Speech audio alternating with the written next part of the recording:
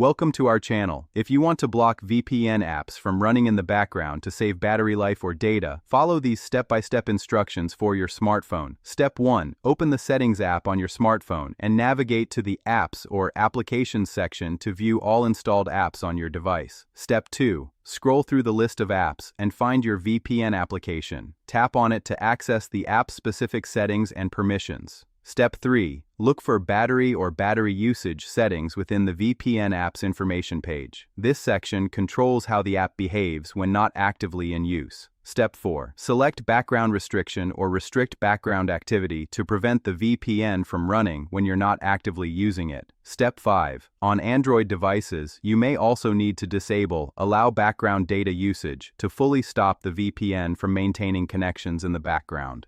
Step 6. For additional control, navigate to the Permissions section and revoke any unnecessary permissions that allow the app to run continuously. Step 7. Test the settings by opening and closing the VPN app. It should now stop running once you exit the app, rather than maintaining an active connection in the background. Don't forget to like this video and subscribe to our channel.